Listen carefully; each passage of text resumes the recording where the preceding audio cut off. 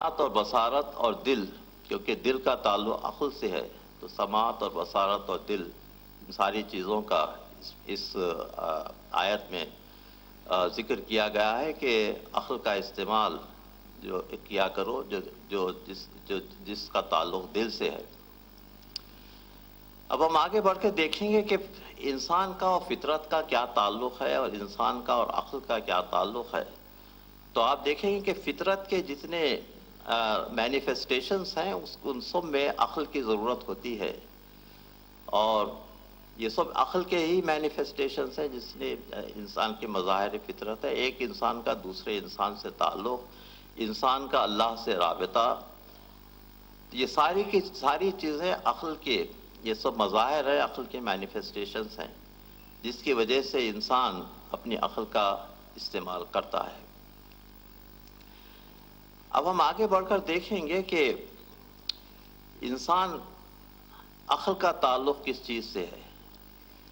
تو عقل کا تعلق سچائی سے ہے، یہ سب اس میں فاعل ہیں۔ عقل کا تعلق سچائی، عقل اور عاقل، اور سچائی اور سچ کہنے والا اور سچائی، یہ سب اس میں فاعل ہے۔ تو یہ ساری چیزیں جو اس میں فاعل ہیں ان سب کا تعلق سچائی سے ہے، اور سچائی ایک ایسا انسان کا کردار ہے جس کی وجہ سے عقل میں وسعت پیدا ہوتی ہے، اور اس کے جو اعمال ہیں اس کے اعمال میں اللہ ایک ڈائریکشن پیدا کرتا ہے، اور اللہ کی طرف سے اس میں صلاحیتیں پیدا کی جاتی ہیں۔ تو یہ ڈائریکشنالٹی جو ہے، یہ ساری کی چیزیں، ساری ڈائریکشنالٹی عقل کی وجہ سے ہے اور عقل کے استعمال کی وجہ سے۔ اب اگر آپ غور کریں تو انسان کو جب وہ صاحب احسان ہوتا ہے تو چیزوں کو اپنے اصلی مقام پر رکھنا، اس کی تعریف ہے احسان کی اور عدل کی تعریف، چیزوں کو اپنے اصلی مقام پر رکھنا۔ تو چیزوں کو اصلی مقام پر رکھنے کے لیے کن چیزوں کی ضرورت ہے؟ چیزوں کو اصلی مقام پر رکھنے کے لیے سب سے پہلے علم کی ضرورت ہے، کہ جب تک انسان ان چیزوں سے واقف نہ ہو، چیزوں کا علم نہ ہو، تو اس کو اصلی مقام پر کس طریقے سے رکھا جا سکتا ہے۔ تو اسی طریقے سے اگر آپ اس کو آگے بڑھائیں تو علم وہ دولت ہے جو اللہ کے صفات کو سمجھنے میں مدد دیتی ہے، اور وہ جو مظہر صفات ہیں ان کو بھی سمجھنے میں مدد دیتی ہے۔ جب تک کہ علم نہ ہو آپ امیر المومنین کو اچھی طریقے سے سمجھ نہیں سکتے، صلوات بر محمد وآل محمد۔ تو امیر المومنین کا عرفان اور اللہ کے عرفان کے لیے سب سے پہلے علم کی ضرورت ہے۔ اس کے بعد صداقت کی ضرورت ہے، انسان کو سچا اور پاک باز ہونا چاہیے۔ علم کی ضرورت، صداقت کی ضرورت، نیکی کی ضرورت، پاک بازی کی ضرورت، یہ ساری کی ساری چیزیں کرائیٹیریا ہیں کہ اس طریقے سے انسان احسان کو مینیفیسٹ کر سکتا ہے اور چیزوں کو اپنے مقام پر رکھ سکتا ہے۔ انسان کی 3 خصوصیات ہیں جس کو اللہ نے دیا ہے اور جس کو اللہ اپنی امانت کہتا ہے۔ ایک تو خصوصیت ہے شعور نفس، انسان کا شعور نفس۔ دوسری خصوصیت جو انسان کی ہے وہ فری ول کی ہے، کیا ارادہ خود اختیاری، شعور نفس، ارادہ خود اختیاری۔ اور تیسری خصوصیت جو ہے وہ تخلیقیت کی ہے۔ تو شعور نفس، ارادہ خود اختیاری اور تخلیقیت۔ شعور نفس کے متعلق پال ڈیکارٹے کا ایک بہت اچھا مقولہ ہے۔ پال ڈیکارٹے کہتا ہے کہ میں سوچ سکتا ہوں اس لیے میں ہوں۔ اب یہ اپنے وجود کے متعلق کہہ رہا ہے کہ میں سوچ سکتا ہوں، یہ شعور نفس کے متعلق، میں سوچ سکتا ہوں اس لیے ہوں۔ اس لیے اینڈرے گائل دوسرا فلاسفر ہے، وہ کہتا ہے کہ میں سمجھ سکتا ہوں اس لیے ہوں۔ اور تیسرا کارٹے، ایک تیسرا فلاسفر ہے، اس نے کہا کہ میں بغاوت کرتا ہوں اس لیے میں ہوں۔ تخلیقیت، میں سوچ سکتا ہوں اس لیے میں ہوں، میں سمجھ سکتا ہوں اس لیے میں ہوں، اور میں بغاوت کر سکتا ہوں اس لیے میں ہوں۔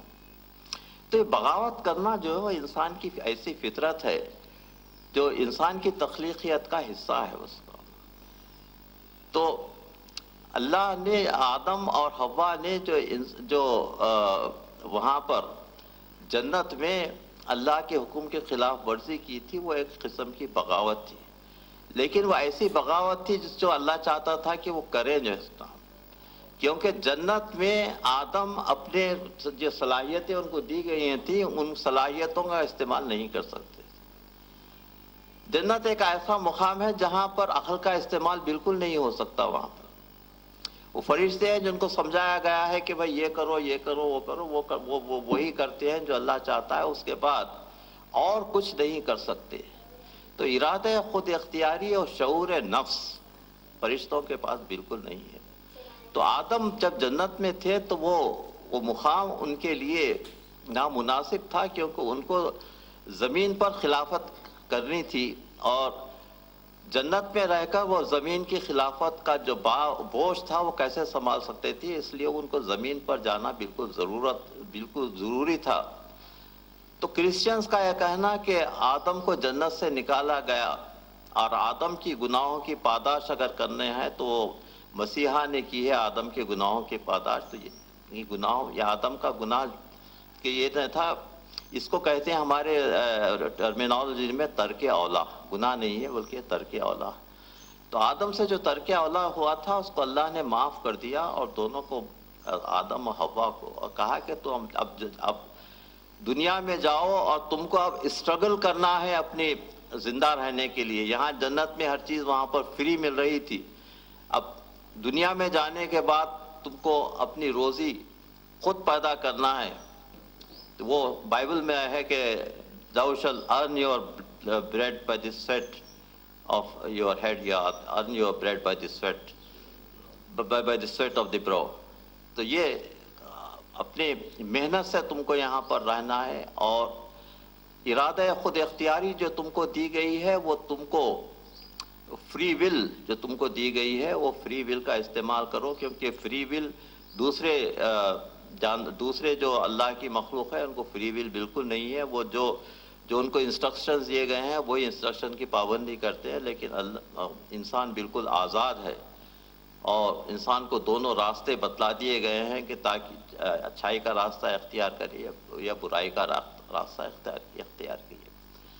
تو شعور نفس انسان کا ایک ایسا ہے جو انسان کی برتری کا اور بزرگی کا باعث ہے، اور دوسری چیز انسان کا جو فری ول ہے، یہی وہ امانت ہے جس کو اللہ نے انسان کو سپرد کیا تھا، اور تیسری چیز ہے تخلیقیت۔ تو انسان خود بھی خالق ہے، اللہ جیسا خالق ہے۔ خالقیت کی اور خلق کرنے کی صلاحیت اللہ نے انسان کو بخشی ہے۔ تو فارسی میں اقبال کا ایک شعر ہے کہ تو شب آفریدی چراغ آفریدم۔ اللہ کہتا ہے انسان کہتا ہے کہ اگر تو نے رات بنائی ہے تو میں نے چراغ بنایا، جی، اور تو نے اگر عیاق بنایا تو میں نے گلزار بنایا۔ تو اس طریقے سے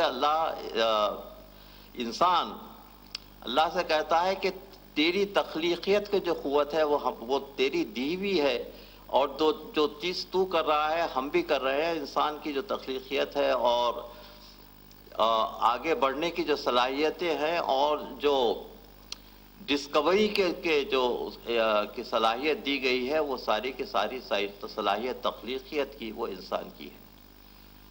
اب اس تخلیقیت کی وجہ سے انسان کیا کیا کرتا ہے؟ اس تخلیقیت کی وجہ سے انسان ریتی کے ذرات سے انفارمیشن جمع کرتا ہے۔ جو چپس ہے، جو آپ کے سلیکن چپس ہے، کیا ہے ہو سکتا ہے؟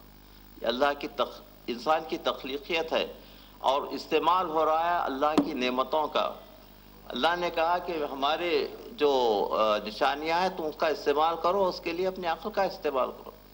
تو ریتی کے ذرات سے کمپیوٹر کے چپس بنانا، انفارمیشن ٹیکنالوجی کے اس وقت ساری جتنی ترقی ہوئی ہے وہ سب انسان کی تخلیقیت کا نتیجہ ہے۔